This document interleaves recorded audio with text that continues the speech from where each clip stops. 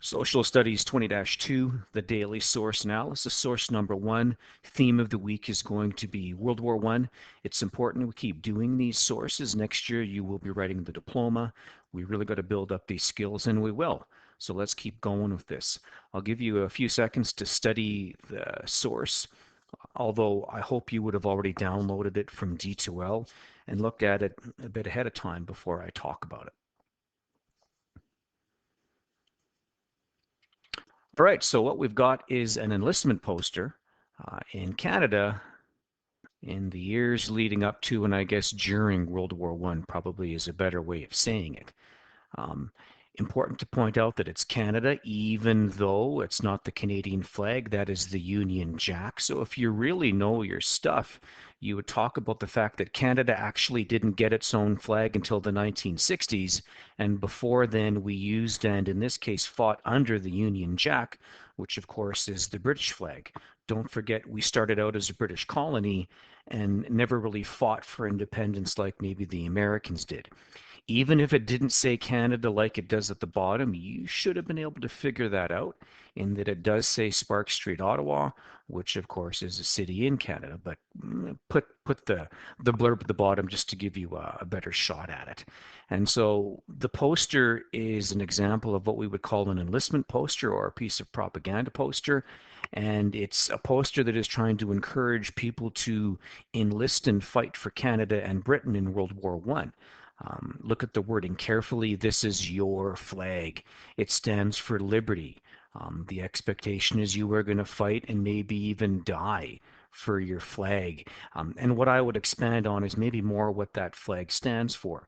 It does say it stands for liberty, but I mean, what is liberty really? Well, you might talk about liberty as rights and freedoms, the right to vote, rights of equality, rights to language, religion, whatever that might be. You'd want to speculate a bit and talk about what is liberty in fact, and talk about how they're trying to get you to fight for liberty by fighting for your country, fighting for your flag. Important to talk about that. And if we think about our source analysis template, the date is obviously any time between, I guess, 1914 and the end of World War I, which was in 1918. Your participants would be, well, I guess Canada and the British Empire. I might include who our enemy was, though, during World War I. Canada was fighting the Germans, Austria-Hungary, and for a time Italy as well. Specific evidence you'd want to point out. I think we've already done that. We've talked about the significance of the Union Jack. We pointed out the languaging we want to talk about. Overseas battalion, this would be an expeditionary force, a force that goes overseas to fight.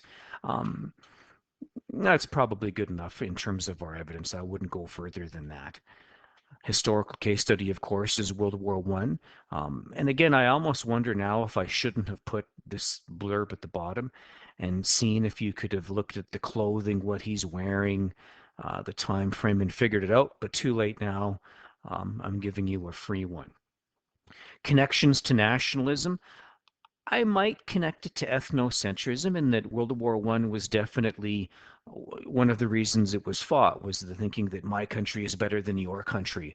My ideology, my system, my way of life is better than yours, which is a version of ethnocentrism. For sure, I see patriotism in the poster. It's a call to arms. You come and fight and maybe even die for your country. Don't really see ethnic cleansing, self-determination, indoctrination, maybe. Indoctrination is the result of what we would call propaganda. We'll talk about propaganda more later. But if I gave you enough of this kind of thing, enough of this one-sided message, over time I may indoctrinate you. I may brainwash you to think what I want you to think.